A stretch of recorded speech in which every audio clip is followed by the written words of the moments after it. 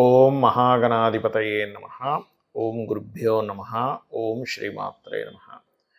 పరమేశ్వర స్వరూపమైనటువంటి జ్యోతిష, వాస్తు మరియు ఇతర అనేకమైనటువంటి శాస్త్రములను మనకు అందించినటువంటి మహర్షులకి నమస్కారం. హయగ్రీవ హయగ్రీవ హయగ్రీవేతి యోపధేత్ తస్స నిస్సరతే వాణి జహ్నుకన్యా ప్రవాహవత్.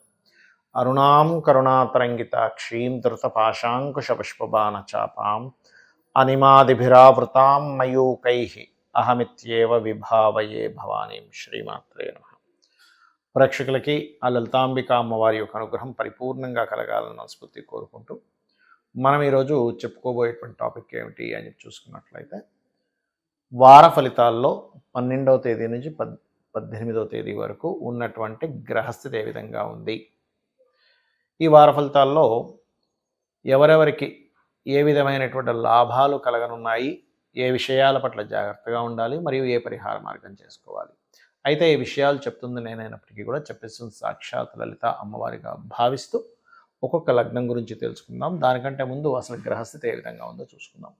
చంద్రుడు ఈ వారం మనకి 12వ తేదీ నుంచి 18వ తేదీ వరకు మనకి మిథున, కర్కాటక, సింహరాశిలో సంచరిస్తున్నాడు. కేతువు కన్యలోని, ధనస్సులో రవి బుధులు సంచరిస్తూ, రవి 14వ తేదీ మకరంలోకి మారుతున్నాడు. కుంభంలో శని శుక్రుడు యొక్క సంచారం, మీనంలో రాహు, వృషభ రాశిలో గురువు యొక్క సంచారం జరుగుతుంది. మిథున లగ్నము, మిథున రాశి. మిథునం వారికి కనుక చూసుకున్నట్లయితే రాస్యాధిపతి అయినటువంటి బుధుడు సప్తమ స్థానంలో ఉన్నాడు. ఎప్పుడైతే సప్తమ స్థానంలో ఉన్నాడు, ఇది కొంచెం మీరు ఏదైనా వివాహం కోసం చేసే ప్రయత్నాలు, విదేశీ సంబంధాలు కుదురుతాయి.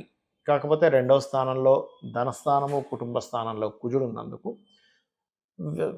మన కుటుంబ సభ్యులు, కుటుంబ సంబంధించిన విషయాల్లో తెలియని ఒక ఘర్షణ, గొడవలు ఇట్లాంటివి కాస్త ఎక్కువ అవుతూ ఉంటాయి. కాబట్టి ఎక్కడైనా సరే కుటుంబ సభ్యులతో అనవసరంగా గొడవ వస్తుంది అనుకునేటువంటి విషయాల పట్ల కాస్త జాగ్రత్త వహించండి. అలాగే అందులో ప్రధానంగా మీకు ఈ సప్తమ స్థానంలో కుజుడు ఉన్నందుకు వక్రించి కుజుడు వెనక్కి వచ్చి ఆ సప్తమ స్థానంలో రవుండి ద్వితీయంలో కుజుడు వక్రించి కుజుడు దృష్టి దీనికి పడుతున్నందుకు ఈ ముఖ్యంగా సిబ్లింగ్స్తో గొడవలు వచ్చే ఛాన్సెస్ ఎక్కువగా చూపిస్తున్నాయి. కాబట్టి ఈ యొక్క విషయాల్లో జాగ్రత్తగా ఉండాలి. అదేవిధంగా కాస్త రైతులు పంట పొలాల్లో మనకి పురుగులు రాకుండా పిచికారీ చేసేటువంటి విషయాల పట్ల కాస్త శ్రద్ధ వహించాలి. 4వ స్థానంలో కేతు ఉన్నాడు. కేతువు పురుగులకి వాటికి కారకుడు, పురుగు పట్టే ఛాన్సెస్ ఎక్కువగా ఉంటుంది. ఇది కేతువు 4లో ఉన్నప్పుడు సర్వసాధారణంగా ఏదైనా ఒక ప్రాపర్టీ తీసుకునేటప్పుడు తెలియకుండా మీరు లిటిగేషన్స్లో ఉన్న ప్రాపర్టీస్ తీసుకుంటారు. కాబట్టి లింక్ డాక్యుమెంట్స్ అవన్నీ ఎలా ఉన్నాయి, ఏమిటి అనేటువంటి దానికి సంబంధించిన పత్రాలన్నీ కూడా చాలా స్పష్టంగా మీరు పరిశీలన చేసిన తర్వాతే మీరు తీసుకోండి. అదేవిధంగా ఈ విద్యార్థులకు కూడా ఈ 4లో కేతు అనేటువంటిది కొంచెం కాన్సన్ట్రేషన్, దాని మీద ధ్యాస సరిగ్గా పెట్టలేకపోతుంటారు. అదొకటి మెయిన్గా చూసుకోండి. మరియు అదేవిధంగా ఇక్కడ గమనించుకున్నట్లయితే సంతాన సంబంధించినటువంటి విషయాల్లో కొంచెం సంతానం పట్ల తెలియని ఒక కొన్ని విషయాలు లేట్ అవుతూ ఉంటాయి. సంతానానికి చేసే విషయంలో కావచ్చు, సంతానం సంబంధించినటువంటి అంశాల్లో కావచ్చు. అలాగే ఇక్కడ మరొక విషయం ఏంటంటే, తండ్రి గారికి రావాల్సిన ధనం, ఎందుకంటే ఇక్కడ 9వ స్థానంలో శని దగ్గరికి శుక్రుడు వచ్చాడు కాబట్టి ఎప్పటి నుంచో కొంత ధనం ఆగిపోయిందండి, అది రావట్లేదు, ఎప్పుడు వస్తుంది ఏమిటని వెయిట్ చేసేటువంటి వారికి తండ్రి గారికి రావాల్సిన ధనం రావడం జరుగుతుంది. అదేవిధంగా ఉద్యోగ విషయాల్లో విదేశాలకు వెళ్ళి ఉద్యోగం చేయడం, లేదా సాఫ్ట్వేర్ సంబంధించిన వాటిల్లో ఉద్యోగ అవకాశాల కోసం ఎదురు చూసేటువంటి వారికి బాగుంది. కాకపోతే ఇక్కడ ఏంటంటే మీకు 9వ స్థానంలో శని శుక్రుడు ఉన్నందుకు ఉన్న ప్రదేశం కాకుండా మీరు ఉద్యోగం కోసం చేసే ప్రయత్నాలు వేరే ప్రాంతాలకు కనుక వెళ్ళి ప్రయత్నం చేసినట్లయితే ఖచ్చితంగా 100% ఉద్యోగం వచ్చి తీరుతుంది. అందులో ఎటువంటి సందేహం లేదు. అయితే ఇక్కడ 12, 13 తేదీలు కాస్త వీళ్ళు ఇన్వెస్ట్మెంట్స్ ఏదైనా చేసే విషయాల్లో కాస్త జాగ్రత్తగా ఉండాలి. అదేవిధంగా 14, 15 తేదీలు మీకు ఏదైనా రావాల్సిన వ్యాపారాల్లో రావాల్సిన లాభం రావడం జరుగుతూ ఉంటుంది. మరియు అదేవిధంగా 16 పొద్దున్న అంటే 16 మధ్యాహ్నం నుంచి 17, 18 తేదీల్లో కనుక చూసుకున్నట్లయితే ప్రత్యేకంగా ఆ సమయంలో మాత్రం ఏదైనా అగ్రిమెంట్స్ చేసేటప్పుడు మరియు ఏదైనా ప్రాపర్టీస్ తీసుకునేటప్పుడు, ముఖ్యంగా 16, 17, 18 తేదీలు ఏదైనా ప్రాపర్టీస్ తీసుకునేటప్పుడు కాస్త జాగ్రత్త వహించండి. ఇక మీరు చేయవలసిన దేవతారాధన లలితా అమ్మవారి యొక్క ఆరాధన, వెంకటేశ్వర స్వామి యొక్క ఆరాధన చేయండి. అన్ని విధాలు బాగుంటుంది. చాలామందికి జాతకము ఉండదు, అంటే వాళ్ళు నోట్ చేయరు అన్నమాట. నక్షత్రము, రాశి, లగ్నము ఏమీ తెలియదు.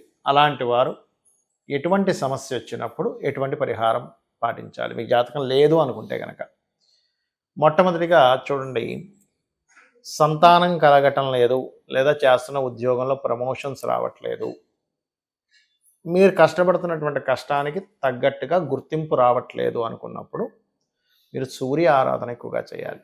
గోవుకి గోధుమ రవ్వ తినిపిస్తూ ఉండండి ఆదివారాలు. ఖచ్చితంగా గోవులో సమస్త దేవతలు ఉంటారంటారు కాబట్టి ఖచ్చితంగా మీకు పేరు ప్రఖ్యాతలు రావడం జరుగుతుంది. దాంతోపాటు ఓం శ్రీమాత శ్రీ మహారాజ్ని శ్రీమత్ సింహాసనేశ్వరి నమః అని చెప్పి చేసుకున్నట్లయితే కూడా మీకు ఉద్యోగ అవకాశాలు పెరగడం, ఉద్యోగం రావడం కూడా జరుగుతుంది. లేదండి మనకు పేరు ప్రఖ్యాతలే రావాలి అని అనుకున్నప్పుడు సూర్యభగవాను చూస్తూ ఆదిత్య హృదయం ఎలా చదువుతాం అదేవిధంగా సూర్యుడిని చూస్తూ ఓం భానుమండల మధ్యస్థ భైరవి భగమాలినే నమః అనే నామస్మరణ చేయండి. అన్ని విధాలు బాగుంటుంది. అదేవిధంగా మరి కొంతమందికి మానసిక స్ట్రెస్ ఎక్కువగా ఉంటుంది, చిన్న చిన్న విషయాలకే స్ట్రెస్ అయిపోతుంటారు, మానసికంగా ఎక్కువ ఇబ్బంది పడుతుంటారు. అలాంటి వారు మెడిటేషన్ నేర్చుకోండి. అదేవిధంగా కాస్త బియ్యము దానంగా ఇవ్వడము, నదులు చెరువులు గట్రా ఉన్న ప్రదేశానికి మీకు దగ్గరలో ఉన్నట్లయితే అక్కడికి వెళ్ళి కాస్త మరి అలా నదిలో దిగిపోవడం కాదు, దీపాన్ని వదలండి. వీలైతే నీటి కుండను కూడా దానంగా ఇస్తూ ఉండండి. మానసిక సమస్య అనేటువంటి తగ్గుతుంది. ఇంట్లో వాయువ్య భాగంలో బియ్యం బస్తా ఒకటి పెట్టండి. దానివల్ల కూడా కాస్త వాయువ్యానికి చంద్రుడు కారకుడు కాబట్టి మీకు చక్కగా ఆ స్ట్రెంగ్త్ అనేటువంటిది పెరుగుతుంది. మరి అదేవిధంగా ప్రతిదానికి గొడవలు అవుతున్నాయండి, నా లైఫ్లో చిన్నప్పటి నుంచి చూస్తున్నాను ప్రతిదీ గొడవ అవుతుంది అని అనుకునేటువంటి వారు ముఖ్యంగా కుజగ్రహం దగ్గర దీపారాధన చేయడము, కుజుడికి కందులు, కుజగ్రహానికి సంబంధించిన పదార్థం కందులుగా తీసుకుంటారు. కందుల్ని మీకు దగ్గరలో ఆలయంలో ఉండే పురోహితులకు దానంగా ఇవ్వడం చేయండి.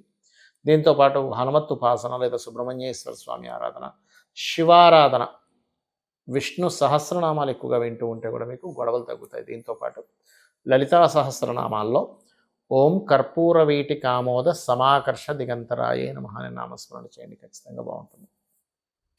అదేవిధంగా మీకు వ్యాపారాల్లో రాణించాలి, వ్యాపారంలో రాణించటం లేదు, అలాంటి వారు ప్రత్యేకంగా మీ యొక్క వ్యాపార సంస్థలో నిత్యము విష్ణు సహస్రనామాలు ప్లే అయ్యేలా చూడండి. రెండవది ఏంటంటే వ్యాపార అభివృద్ధికి ఆకర్షణ యంత్రము అని ఉంటుంది.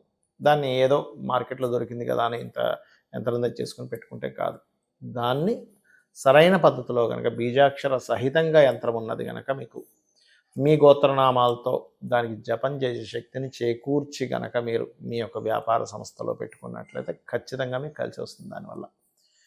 అలాగే చూడండి, కొంతమందికి గురుబలం ఉండదు అంటూ ఉంటారు. అటువంటి వారు ప్రత్యేకంగా చేయవలసినటువంటిది గురుగ్రహ జపము లేదా గురుగ్రహం దగ్గర దీపారాధన చేయడము, గోసేవ చేసినట్లయితే కూడా గురుబలం పెరుగుతుంది. శనగలు దానంగా ఇవ్వండి. మరియు వివాహం అవ్వటం లేదు లేదా కొంతమందికి మనీ ప్రాబ్లమ్స్ వస్తుంటాయి. ఎందుకు మనీ ప్రాబ్లం వస్తుంది అంటే మీ యొక్క జాతక చక్రంలో 2వ స్థానం పాడై ఉంటుంది. అలాంటప్పుడు లక్ష్మీదేవి అనుగ్రహం తక్కువగా ఉంటుంది వారికి. అలాంటప్పుడు లక్ష్మీ యంత్రము అని ఒకటి ఉంటుంది. లక్ష్మీ యంత్రాన్ని పెట్టుకొని మీరు నిత్యము పూజ చేసినట్లయితే కూడా దానికి కూడా సేమ్ మీ గోత్రనామాలు, దానికి సంబంధించిన పర్ఫెక్ట్ యంత్రాలు మార్కెట్లో దొరికేటువంటివి అంత పర్ఫెక్ట్గా ఉండవు. పర్ఫెక్ట్ యంత్రం దానికి జపాన్ని దారపోసి శక్తిని దారపోసి కనుక మీరు చేసినట్లయితే, ఎందుకంటే నాకు తెలిసిన చాలామందికి నేను అది చెప్పినప్పుడు వాళ్ళు తీసుకొని చేసినప్పుడు వాళ్ళు చాలా మంచి రిజల్ట్స్ కూడా వాళ్ళు చూశారు. యాక్చువల్గా చెప్పాలంటే అంటే లైఫ్లో అంటే ఉన్న స్టెప్ నుంచి కొంత వెళ్తారు. అదేదో నేను ఒకటేసారి కోట్లు సంపాదిస్తారని మాత్రం నేను చెప్పను. ఎందుకంటే ఏదైనా సరే మన శాయశక్తిలో మనం ప్రయత్నం చేస్తుండాలి, దేవతానుగ్రహం కూడా ఉండాలి, అది చేయండి. అలాగే మరొకటి ఏంటంటే లలితా సహస్రనామాల్లో ఓం సంపత్కరీ సమారూఢ సింధుర వ్రజసేవితాయ నమః. అంత స్తోమత లేదు, యంత్రం పెట్టుకొని ఇప్పుడు నేను చేయలేనండి అనుకునేవారు సింపుల్గా ఈ మంత్రంతో కూడా మీరు చేసుకోవచ్చు హ్యాపీగా. అలాగే శని బాధలు ఎక్కువగా ఉన్నాయి, అన్నీ లేట్ అవుతున్నాయి అనుకునేటువంటి వారు గోవుకి బెల్లం తినిపించడము, లలితా సహస్రనామాల్లో అనాకలిత సాదృశ్య చుబుక శ్రీ విరాజితాయ నమః అనే మంత్రం చేయడం చేయండి. భయాలు ఎక్కువగా ఉన్నాయనుకునే వారు దుర్గానామాన్ని, ప్రతిదీ ఆటంకం కలుగుతుంది అనుకునేటువంటి వారు గణపతిని ఎక్కువగా భక్తి శ్రద్ధలతో కనుక ఆరాధించినట్లయితే మీకు ఉండేటువంటి ఆ దోషాలు అనేవి పూర్తిగా తగ్గుతాయి. అదేవిధంగా ఎప్పుడు కూడా ప్రతిసారి కూడా మనం ఏదో అవుతుందంటే ఏలినాటి శని వల్ల అవుతుంది, అష్టమ శని వల్ల అవుతుంది, అర్ధాష్టమ శని వల్ల అవుతుంది అన్నట్టు కాకుండా మీ జన్మజాతకంలో అసలు ఏ గ్రహం ఎక్కడ ఉండి ఎటువంటి రిజల్ట్ ఇస్తుంది అనేది చాలా ముఖ్యమైనటువంటి అంశం. అసలు ఏ భావాధిపతి అక్కడ మూవ్ అయ్యాడు, దానికి ఎటువంటి ఫలితాలు వస్తున్నాయి అనేది క్లీన్గా అబ్జర్వ్ చేసి ఆ గ్రహానికి సంబంధించిన దానము మంత్రము చేస్తే ఖచ్చితంగా మీకు ప్రాబ్లం అనేటువంటిది క్లియర్ అవుతుంది. ఇక అమ్మవారి అనుగ్రహం మీకు పరిపూర్ణంగా ఉండాలని మనస్ఫూర్తిగా కోరుకుంటూ శ్రీమాత్రే నమః.